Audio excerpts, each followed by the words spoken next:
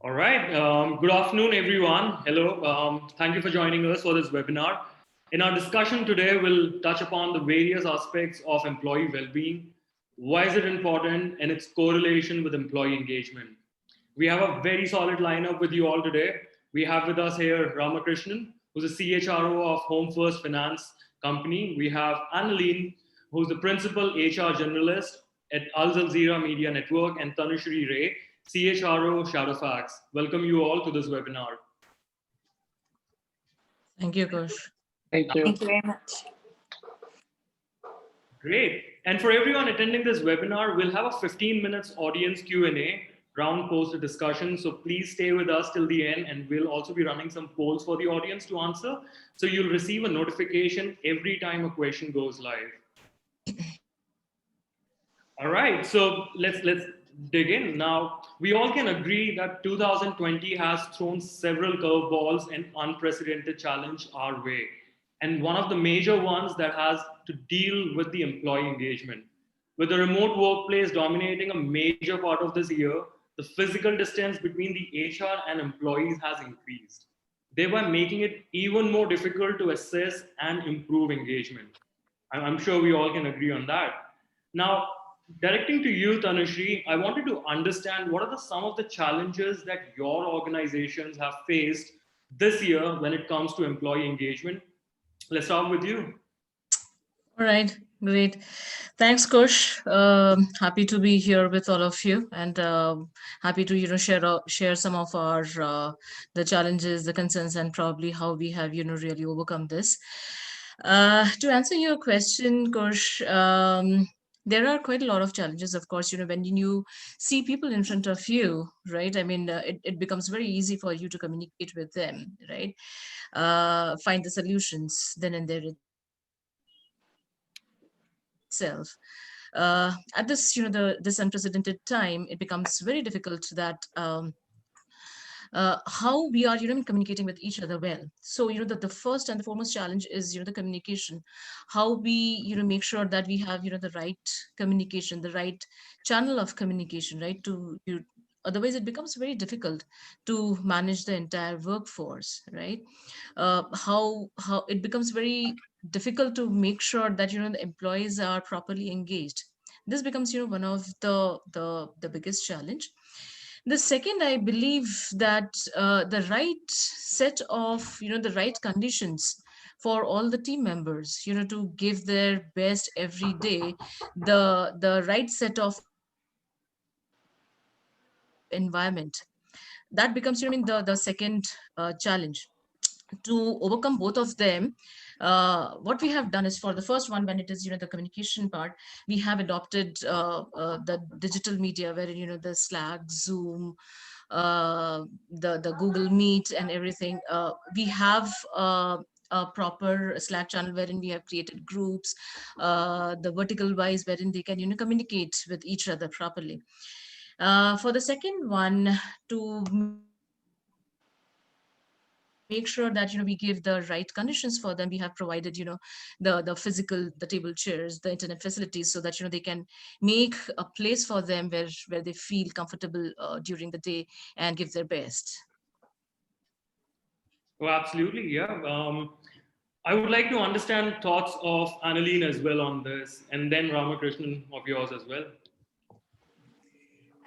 Kush, 2020 has been very difficult for us in the sense of implementing our employee engagement action plan. We ran a survey in 2019 that gave us the opportunity to actually put in actions for 2020, which is very much similar to Tanushree's actions as well, around communication, around social gatherings, getting people together. We were looking at ways to do town halls, a lot more meetings, but unfortunately we had to move all digital, and that in itself had a lot of complications as well. Reaching everybody on time, having the tech in place. We did absorb our Microsoft Teams, which was working very well. The Zoom is another platform we were using. Not really on par as to or the outcomes we can't really judge whether the outcomes we are reaching is similar to actual face-to-face meetings, getting people together rather having it online. But it is working for us now. And we are hoping that 2021 will allow us to have some kind of interaction with our people face-to-face and not online. Yeah. Would like to understand a few from Ramakrishna as well.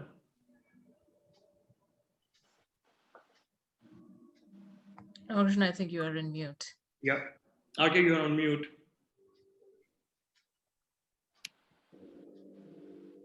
Okay, cool. Sorry, sorry about that. The host had to unmute me. I think the technical difficulties that come with engagement is one uninitiated demonstration of what we had to go through. But I think apart from what I think Annaline and Tanushree beautifully put, we had one of the major challenges was engagement was always looked at as a group activity. How do you then take a group activity to an individual activity? Because each employee is at their own house, they're individuals. A lot of our people being youngsters, were living alone, etc. So how do you then make a meaningful engagement pitch, which is individual in nature? So we looked at more personalization in engagement. Initially or over the years, all our engagement activities were centered around teams, offices, and groups or large gatherings. From there, making an individual engagement plan where each individual was treated as a single unit was something that we thought was the biggest challenge for us. Moving out from doing everything together, having a lot of fun because there was a lot more people involved, to making it fun even when you are alone. How do you do that? And that was the biggest challenge that we faced. And no amount of technology could have helped us there.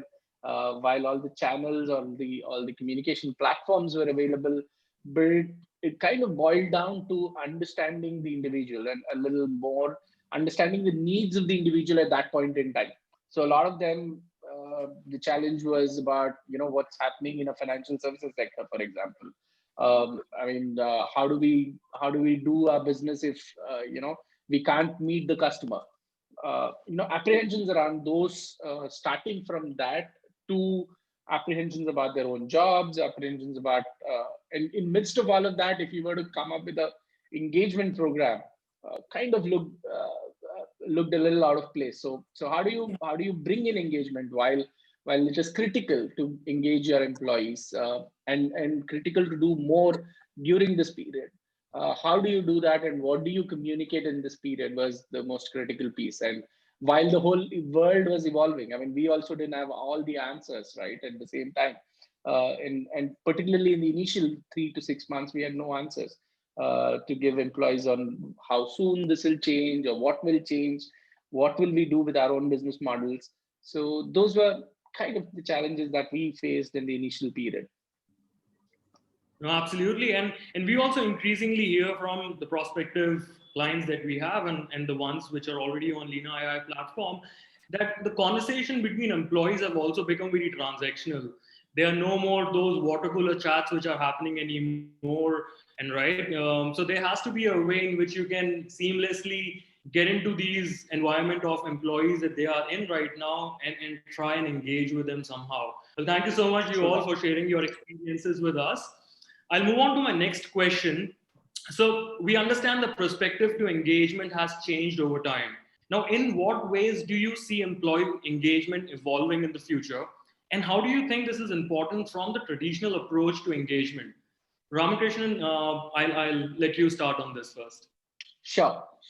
Now that I'm unmuted, I can go first. So I think it's the two things that have changed for us, and in the perspectives that I think I briefly touched upon that in the beginning, where I said it has to become more individual.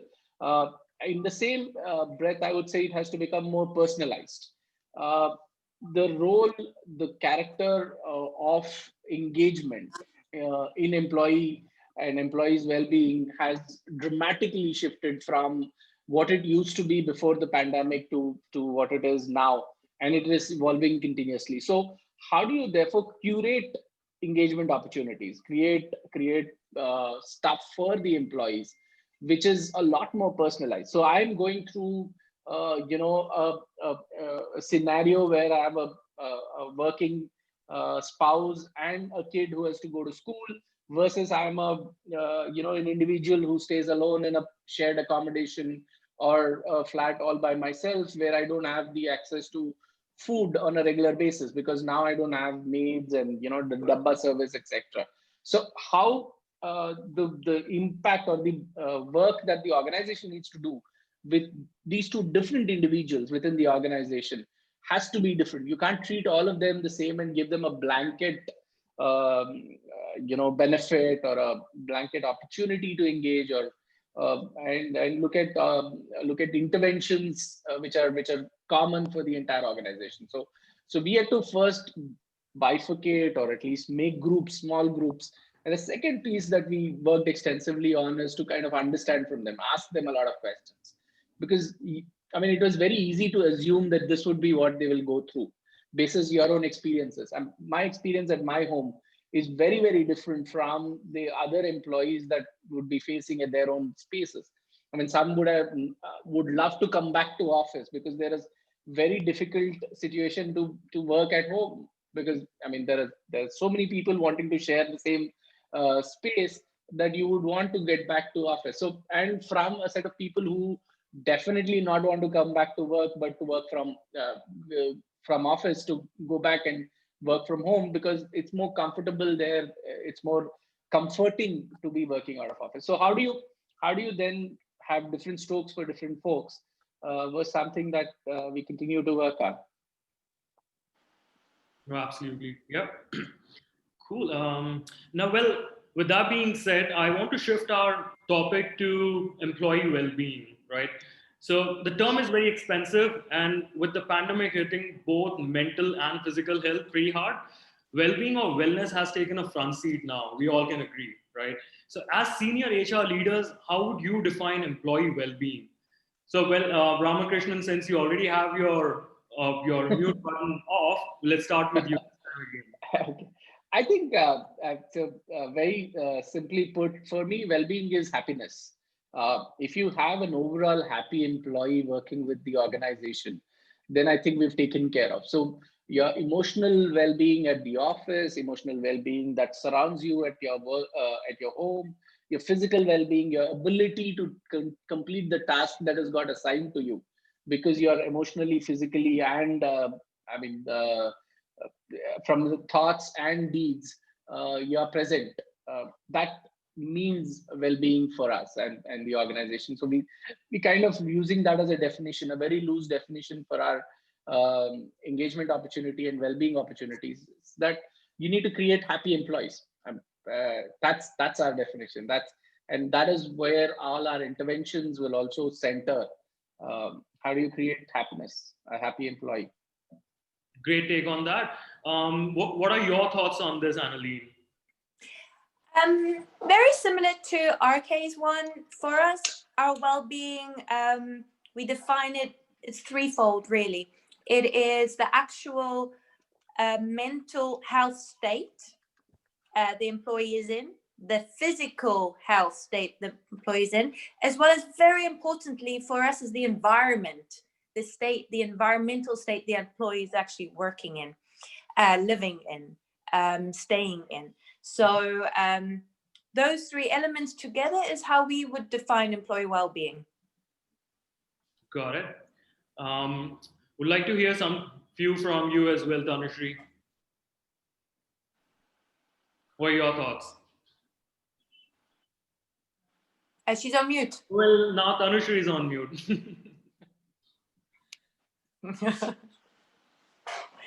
Push, you are taking turn by turn for everyone, I guess. All right. It's no different than Annaline and RK how they have mentioned, and definitely employee is one of the assets for the organization, right? And for me, it becomes definitely one of the criteria to make sure that it's a happy place to work for them, right? Which means that I mean we gratify you know uh, with their health and happiness, and give them the environment where they can efficiently balance the work life. It's very important.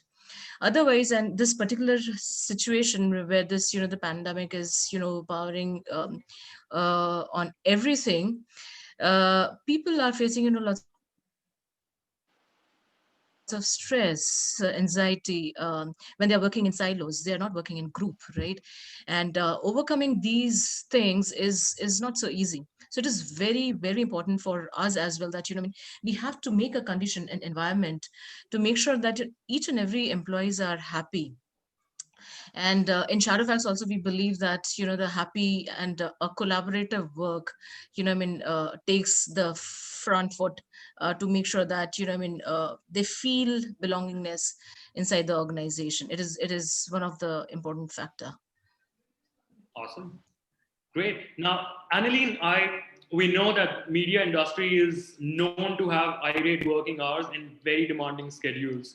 Does this make it particularly difficult for you to ensure employee well-being? If so, how do you, as an HR professional, ensure well-being is maintained despite demanding schedules? And what are some of the unique challenges it brings in? Kush, we have a lot of challenges to say.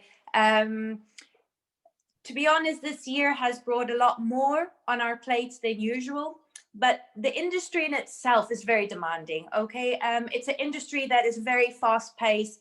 It's always under pressure. It's very competitive as well.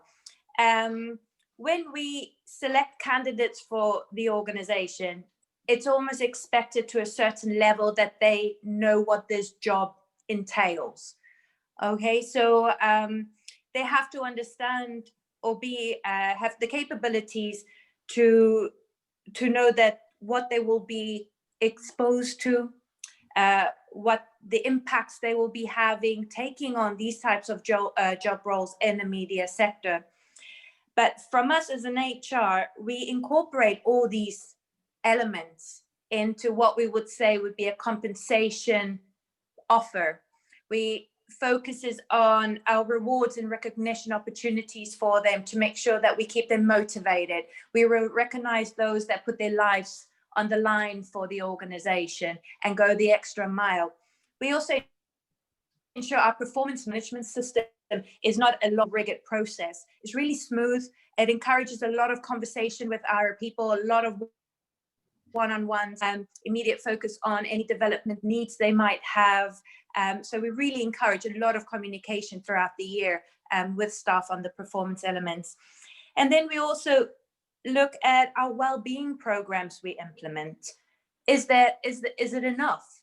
Our employees goes on assignments, deployments, they come back, they come from war zones.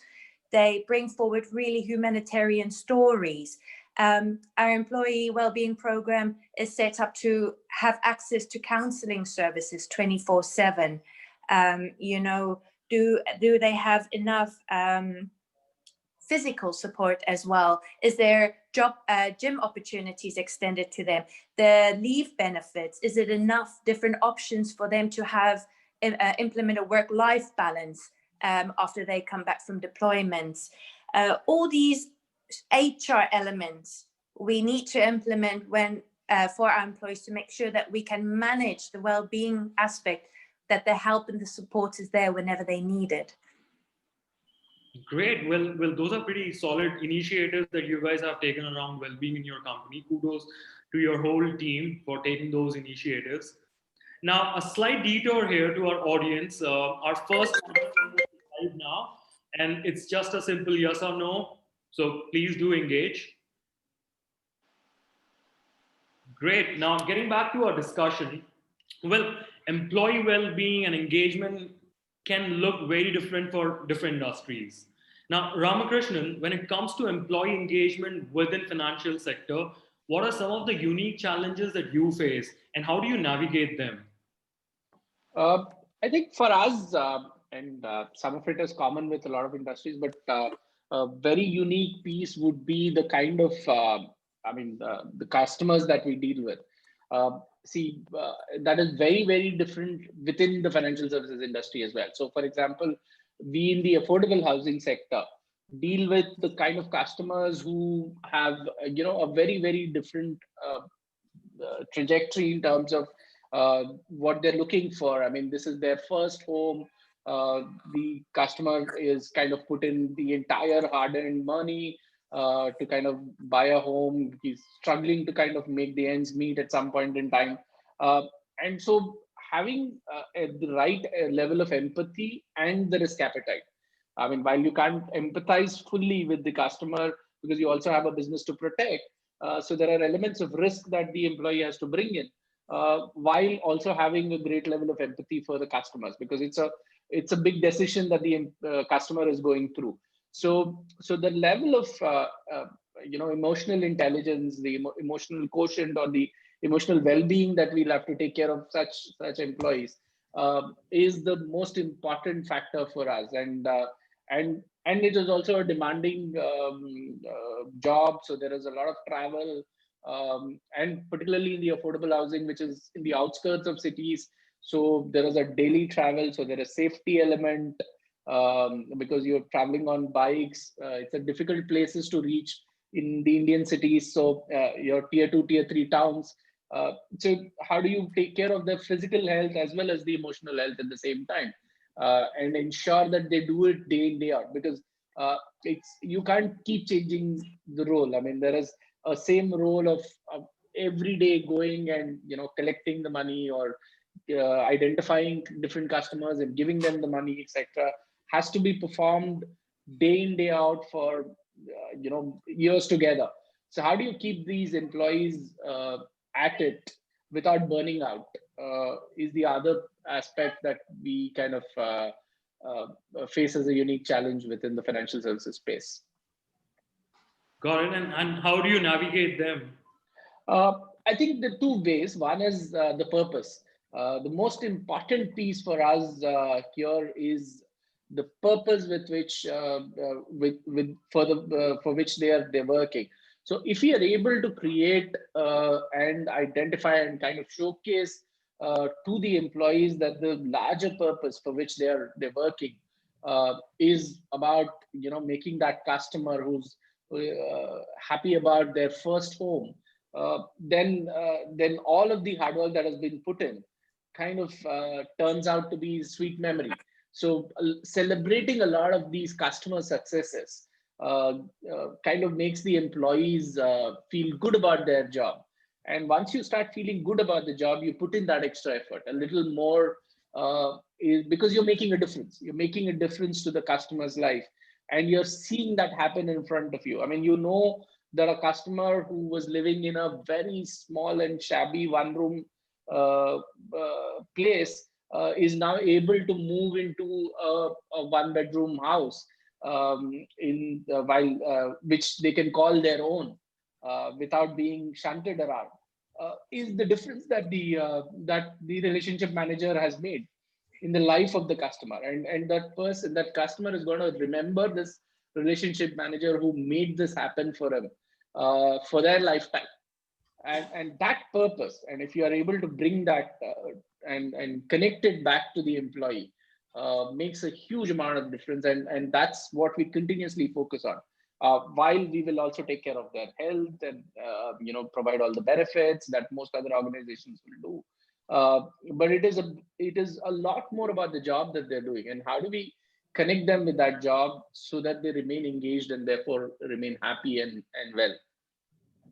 Oh, absolutely. Yeah. All right. Now, Tanushree, coming to you. Now, we all know that ShadowFax is one of the leading logistic companies in today's time. And with logistic is a very fast-moving sector. And there are several departments would need to be there on feet to ensure things run smoothly, right? So what are some of the unique engagement and well-being challenge you face as an HR in the logistic industry? Well, Kush, as you said that, correctly that, we being a supply chain and the logistic industries, we need more feet on ground. Of course, yes. I mean, to, make sure, the delivery is happening on time, right? The first challenge was to keep them safe and secure, right? I mean, and when it is, the spreading across the country, how we make sure that, each and every delivery partners or probably, the workforce who are working on ground are actually safe and secure, right? uh, what we have done is definitely, I mean, we have made, lots of infrastructural changes to make sure that, people are maintaining the distance, the mask and the sanitizing. These are definitely there. Apart from this, what we have done is we have made a COVID check for each and every location, for our, the fulfillment centers, our hubs. We have made an arrangement that each and every one is checked properly, which not only for the employee himself but for the, the people, the group of people he is working with also feels safe, right? Secondly, we have been, hiring pretty high number for past 5-6 months. How to make sure that, the new joiners know the process and the procedures, their roles and responsibilities properly, right? The new joining, I mean, basically has become a very unique nowadays when we are, remotely onboarding them, right? So how to make sure that each and everybody knows what exactly needs to be done. So we have emphasized and, taken a very aggressive stand on our learning and development models, right? Through the web, the video, the functional training, the process training, the soft skill training, each and everything. We have made sure that, the people in the executive level to the senior most level, whoever is joining with us, are getting trained properly. So we have invested heavily on our learning and development to make sure, the right set of knowledge is transferring to everyone who is joining new with us. Awesome, awesome. And for a minute there, I thought that we are not in pandemic because for so long into discussion we didn't use the word COVID. But thanks for bringing.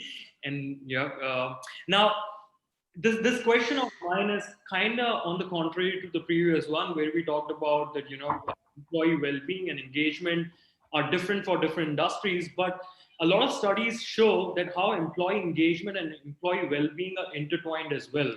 Now, it's not a rocket science that happy employees are almost always more productive. As senior HR professionals, how important do you think employee well-being is? And what impact does it have on employee engagement? Let's begin with you, Annaline, this time.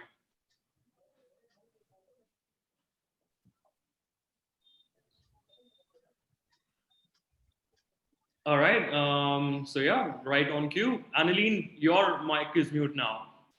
I told you, Koshi, you are taking turns. Yeah.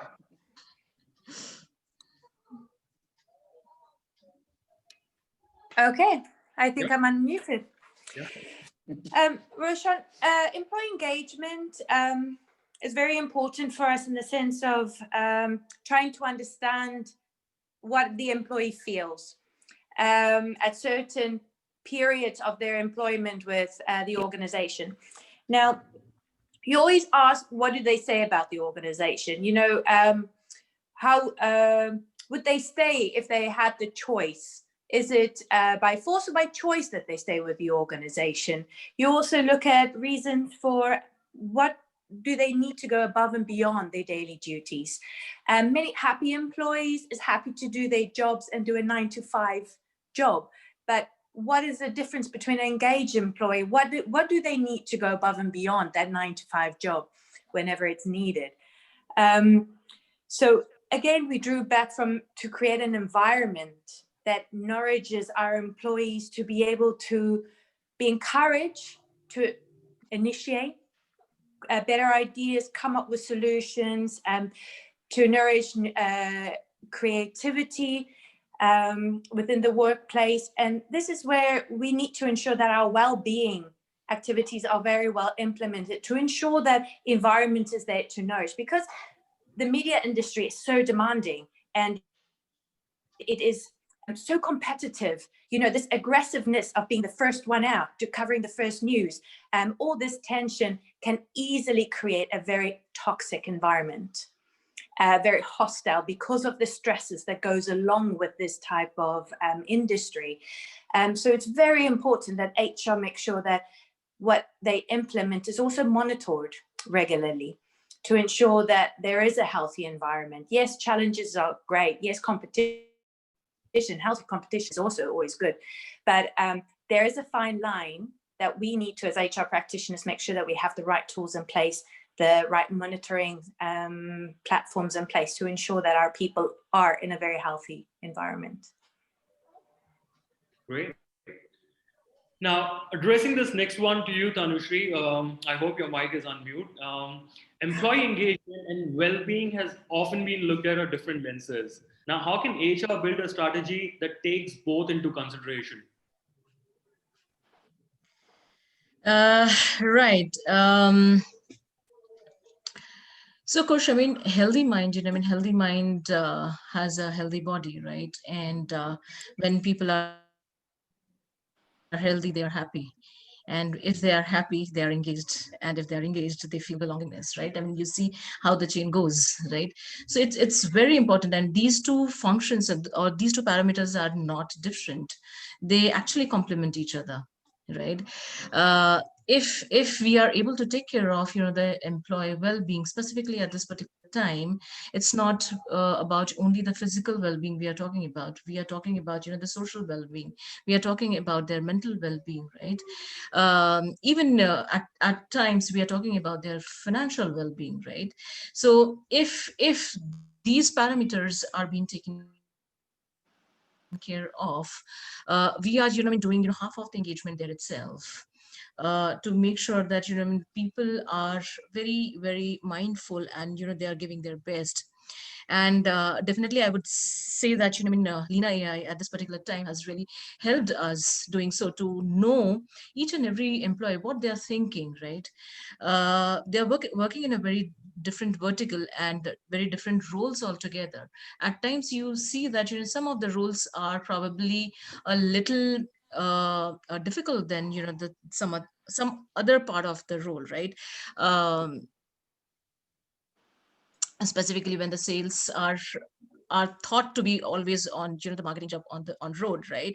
Wherein right now they're working remotely from their home, right? So it is very difficult to understand which group of employees are thinking in a which direction, and how, whether they are really mentally healthy, right? So Leena AI, at this particular time has really helped us to know, the mindset of each and every employee, what they're looking forward for. And absolutely, we would like to work upon those where employees want us to, probably concentrate on. And that's how we have been able to engage in lot better manner, not only adding the yoga sessions, the meditation sessions with them, but there are lot many, the throughout the year annually we have been doing lots of events, wherein the motivational speakers have been asked to come. There were comedians were there who has come. We have made lots of the live shows with them, wherein people are just spending some time together. Lots of people have not seen their faces for so many months, but we are creating those environment wherein people are seeing happy faces and being happy.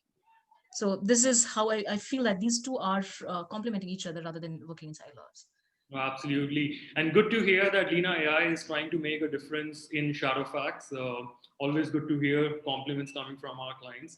Now, for all of you attending this webinar today, our second audience poll is live and it's up now. So please don't forget to take a look at it and engage as well. Now, Annaline and Ramakrishna, aside from creating a strategy and implementing it, what are some of the other ways in which HR can ensure employee well-being on a day-to-day basis? Let's hear your thoughts on this first. Ramakrishnan? I think it's for me, it is about a lot about listening. If we are able to create a channel for employee listening, I think we will have made a huge difference in terms of engaging employees. So if you're able to kind of pass on the message, because even though you're like working side by side, sometimes you're hearing, but you're not listening, right? I mean, that happens a lot of times at home.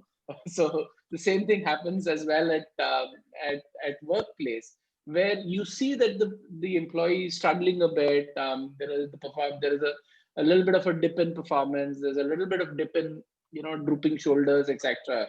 But the manager isn't able to pick it up at times. So as HR leaders or HR practitioners, one of the things that I keep telling my team, as well as try to practice myself, is create an organization which is active in terms of listening. Train the managers, talk to them on elements or small and simple tips on how do you ensure that you're actively listening to your team members, so that you're able to pick up the challenges that they're facing or the issues that they're facing and try and resolve them. You may not be able to resolve 100% of the things. I mean, but if you're able to listen to 100% of the things and resolve even 15, 20, 30% of the things, it makes a huge difference for the employees. It's 100% listening, and then whatever is in your capacity, give the right input back to the employee and resolve whatever is you're capable of. I think is in short our success mantra for us, and that is a continuous process. It can't happen once in a year kind of a thing. It has to be there, and it has to be ingrained in the DNA of the employees, all the managers at least, that you're open and you're able to listen, and that's the culture we will need to build. I would agree with RK there, Kush. Listening is very, very important, because at the end of the day, people would expect to go to HR for somebody to listen to them and resolve their problems. HR needs to always make sure they take a genuine step in listening and be genuine, really try to resolve it. Even if you can't, if you genuinely say, I can't, most people will accept that. But it's the way the individual is being treated is very important as well. And another thing that we were working on implementing is really looking at well-being and the well-being, our physical health and mental health on the same level. Both elements now need to give the same importance, the same leave opportunities, the same insurance coverages. Those two should not be separate anymore. And as HR, I think it's very important to stop breaking the stigma around it. It's very important for people to be open to say that, I need to take time off. It's okay. It's not always physically illness that you are allowed to take time off, but also now for mental health, it's just as important to ensure the employee's well-being. Oh, absolutely. Yeah. Now, while strategies and HR activities can help attain well-being within an organization, we also know it's known to dwindle without much warning. So knowing the red flags can help HR professionals salvage the situation before employee well-being is entirely off the mark. What red flags do you think HR should look out for when it comes to employee well-being? Annaline, why don't you go first on this again? Push. And one thing all organizations really need to make clear is that looking for red signs or red flags, it is not only the responsibility of HR, it is the responsibility of every single individual within your organization. Every individual needs to know that if a colleague, a peer, a manager, somebody who is working as a cleaner, or any individual within that workspace you are working is showing signs, it's really important to address them. It's important for the organization also to train individuals on how to see the red flags and what are the procedures or channels they need to follow. And these are simple things like somebody just becoming really distant and aloof, not being their bubbly self or not communicating anymore. The change in physical attire, you just see somebody is dressing differently, their hygiene, personal hygiene is not as it always been. Change in eating habits. refusing to go to the canteen with you on a regular basis, or with anybody really, and choose to be alone. You know, simple things like just changing those types of behaviors are red flags that individuals should be able to take up. And it's not only HR's responsibility. Yeah. Would like to hear some of the thoughts from Tanushree and then Ramakrishna as well. Right. So, of course, I mean, as Annaline said that, I mean, very correctly, it is not only, you know, the HR's responsibility, but it is responsibility of everyone, right, across the organization. Some of the red flags, what I believe that, you know, I mean, when we are working from home at this particular time, we are interacting quite a lot over the phone, over the web, right? We are able to, you know, I mean, relate, and we know lots of, you know, the folks on a daily basis when we have been, you know, in the office before the situation. But over the phone, when if probably, you know, I mean, if you see that, you know, I mean, their irregular behavior pattern, probably, you know, sometimes who are very, you know, I mean, socializing by behavior or by nature, but at times you see that, you know, I mean, you are not able to, you know, hear him out or her out, right? They are not, you know, probably in any of your channels. They are not much interacting with your team, and that is one of the, you know, the biggest red flag, I believe. The second would be, you know, sometimes you see a performance drop sometime, right? Somebody who are actually, you know, I mean, very, very high performer, or maybe, you know, the performing moving to the next level, but I mean, their performance is probably not up to the mark where they were. That could be, you know, one of the red flag again, right? um Third could be, you know, the losing interest, you know, I mean, in some of the activities that, you know, they previously seem to enjoy, right?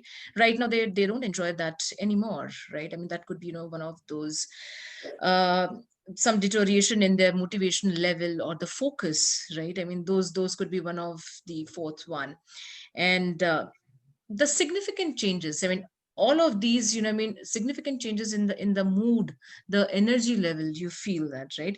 All these are some of the red flag wherein we as an HR, and even, you know, I mean, the managers, uh, we are interacting with, we should look forward for, you know, such kind of signs, and try to, you know, interact with them and try to understand what is going wrong, and probably we'll be able to, you know, figure out some of the solutions for that. I think most of the points got covered between Annaline and Tanushree. A couple of other things that we've seen are precursors to a disengaged or an employee not being well and doing well with the organization is, I think, interest. A lot of this employee, how the response times are from them. So if you're taking interest, you would either respond or quickly come back. So for example, when you're running something in the organization or you're requesting inputs from the employees, who are those people who kind of respond at the end? Who are those people who do not send in their participation for any of these training programs, who are not interested in anything other than just getting their job done and moving on, right? Those are a couple of other red signs that I kind of look for when we are looking at employees and saying, okay, is there something wrong? I mean, you go back and talk to them, and those are the people that you need to quickly reach out to and say, is there something wrong? Why are you not interested in something like this? Where is it that we can help? I think that those couple of powerful questions to put there and say, where can we help, and how do we help you improve the situation? They seem to come around. But if you ignore those, and if you say, okay, maybe the performance is doing well, performance is okay, but this is, we kind of start ignoring those signals, then you see that suddenly there's attrition, there is exit happening at those employees' end. So those are things that I would also look at. Absolutely. And there should be means to let you know through an AI or through any of the solutions out there that these are the set of employees who are actually in the red flag, right? Or these are the set of employees who are actually not happy within the organization. So that once you identify these employees, you can go ahead and take required measures, take required actions, and then probably, you know, you at least you tell your employees that, you know what, we are listening to you and we are taking required actions around it as well. Yeah. Right now, let's move our discussion to the HR domain now. So in the past years, the HR space has seen a major rise in the use of automation, particularly AI and analytics. And as per Gartner, almost 17% of organizations are already using AI-based solutions for HR functions. By 2022, an additional 30% will be using such solutions. Now, let's hear your thoughts on this. What role do AI and analytics play in HR's quest to ensure employee well-being? Tanushree, we'll take it up with you first. All right. So, talking about the technologies, right? The advancement, definitely, HR at this point of time is one of the places we need the analytics and the AI in place. We have launched of our very own chatbot, which is the Frodo, definitely from Leena AI, right? Of course, you must be knowing about it.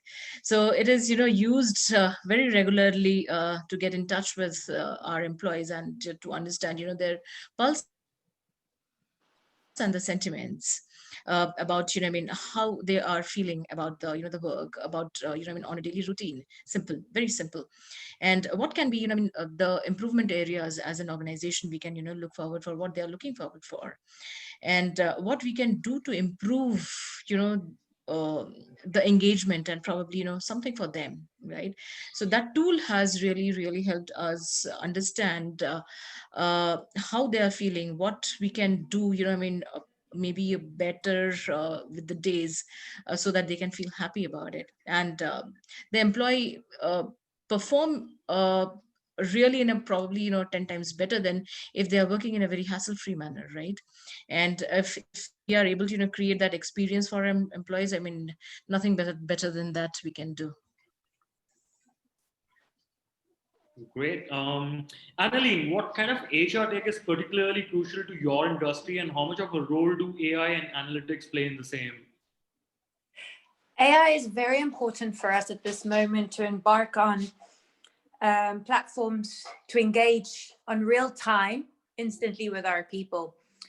We have a workforce scattered all over the world, and time, like I said, it is very important for them.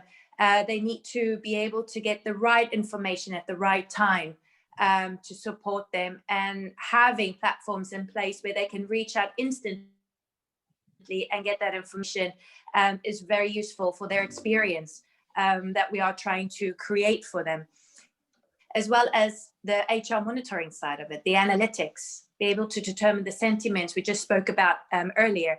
And Tanushree, you mentioned that as well.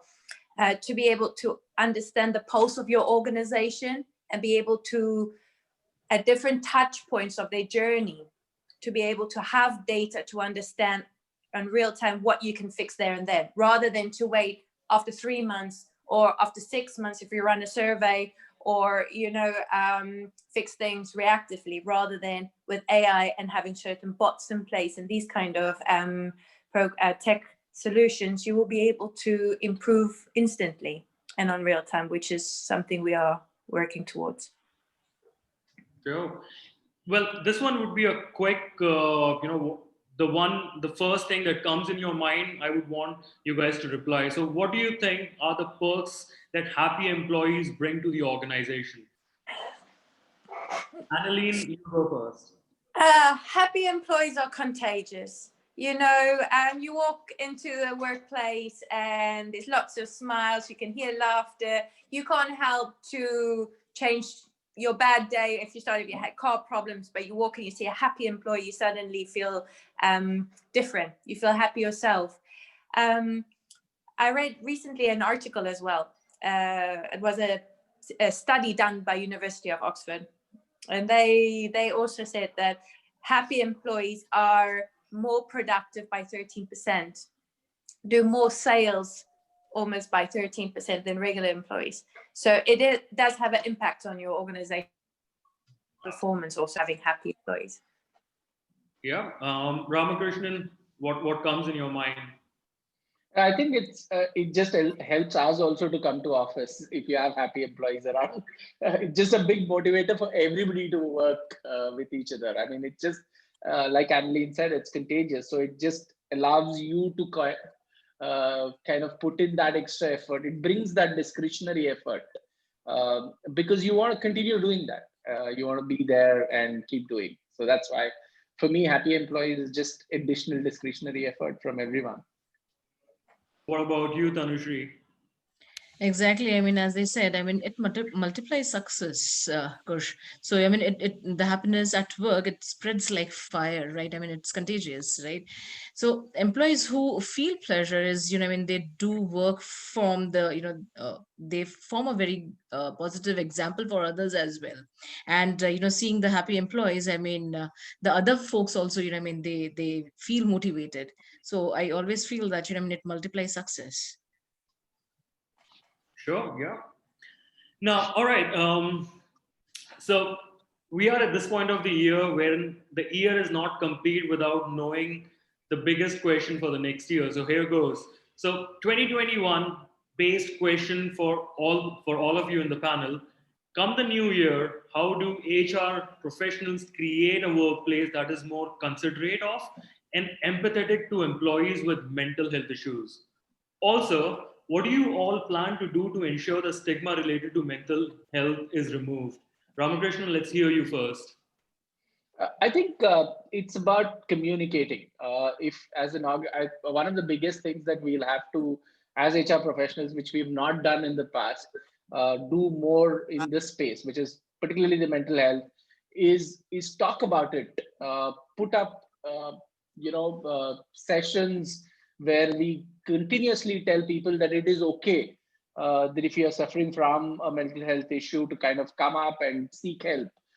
It is okay to take that help and get better rather than kind of hiding it because it might be like the question points out that it's a social stigma. So how do you remove that social stigma? And that comes from continuous communication, continuous acceptance, and sharing success of people who've beaten this illness and continue to do well, and have done better than what they've done in the past, I think makes a big difference within the organization. And that is the driver for us in 2021. Just getting this message out there to all employees that it is okay. We know there is stress. I mean, there's too much happening around us, not just within the organization, not just the sales pressure or as such, but there is huge amount of pressure in terms of every other thing that's happening in the country. So how do you tell them that it is okay and you can seek help, provide that opportunities also for help? I mean, you can't just say, okay, you need to go seek help, but where do I seek help? Because an average employee in the organization doesn't know what to do if you're faced with something like that. So how do you then showcase to employees that there is help available, and that it is being used, and that a lot of people are getting help out of it and doing better because of that? Sharing that success stories with the employees, I think that's going to be the focus area for HR professionals in 2021. Awesome. What about you, Annaline? What do you have in mind for the next? Breaking stigma will be very important, but as well as preparing employees in the sense of training them to build resilience, because a lot of our work will not change. The stories we are covering will not change. So to be able for our people to be well trained, to manage, to seek help, to accept many things, very important, as well as the communication around it, the campaigning about it, but also to bring it to par, like I said before, write a policy that doesn't discriminate against anybody who has a mental illness.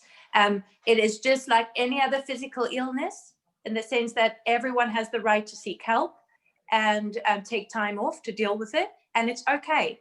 You know, this is very important. Like today's world, we have to make it's okay. There's nothing wrong with having a mental illness and talking about it.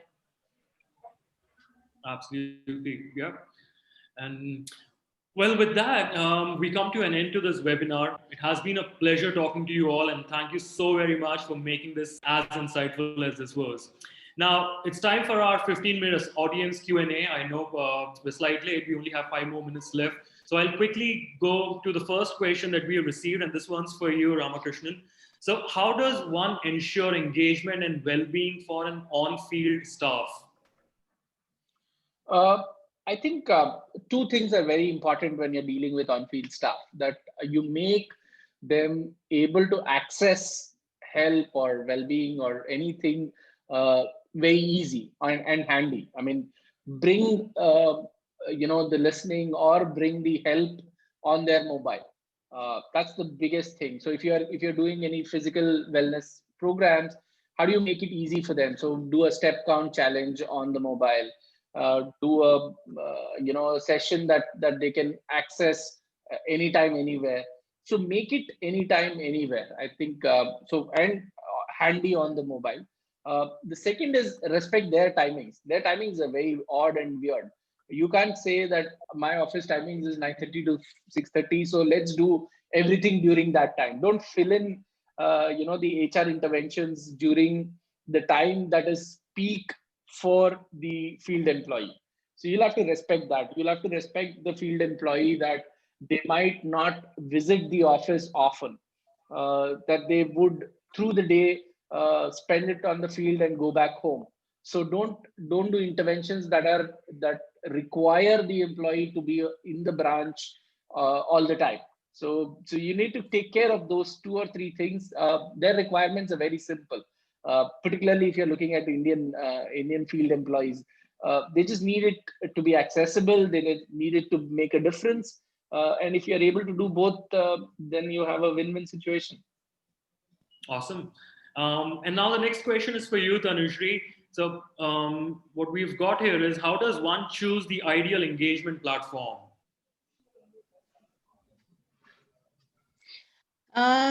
According to me, Kush, I believe that a platform which will be able to connect an employee with their manager and the HR together, right? That platform would be the best platform for them to communicate. At this point of time, everybody would like to probably if someone is available for them to hear it out, right? Right now they are facing a dual challenges, right? One is their work, and one at their home, right? At the home, probably they will be able to manage on their own, but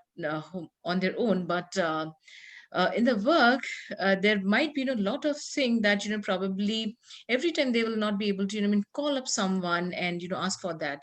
Instead of that, if they have some communication, some of the methodology wherein they will be able to communicate to the HR, to the manager, or maybe to their peers also, if that kind of platform can be available, that would be the fantastic. Awesome. Awesome. And the last one for you, Annaline, what factors help you customize employee well-being and engagement programs? What factor? So when we created our well-being program, we incorporated 4 pillars. So we made sure that, like I defined before what well-being means to us, we made sure that our programs are mobile, in the sense that anybody can take part in any of the activities in the well-being program. So it is considered the mental part of it, the well-being, which you can access by phone, by call, on Zoom. You can have counselors text you. There are training materials, WebEx, information available through the app on the phone, as well as the physical activities. We have policies that extends fitness benefits to staff. There are challenges where teams can challenge each other. So regardless of where you are located in the world, you can take part on step challenges to see how much you do in a week, in a month, and so forth. And then the other part of it is basically doing the check-ins, where people are, getting doctors to people's homes instead of them going to sit in a hospital somewhere, or the family kids are sick and somebody can't leave. So all these elements that we incorporated when we built our well-being programs to make sure that people can reach out and get services instantly. So that's how we looked at what people need now. And that's when we created it. Awesome. Well, I think that's all for today, everyone. Thanks for tuning in to listen to us. This session was insightful. A recorded version of this will be available on our website very soon. And I hope to see you all again. Thank you so much once again, Ramakrishnan, Annaline, and Tanushree. Take care. Thank you so much. Thank you very much. Thank you so Pleasure. much, Thank you, Krish. Chris. Take care. Bye. Bye-bye. Bye.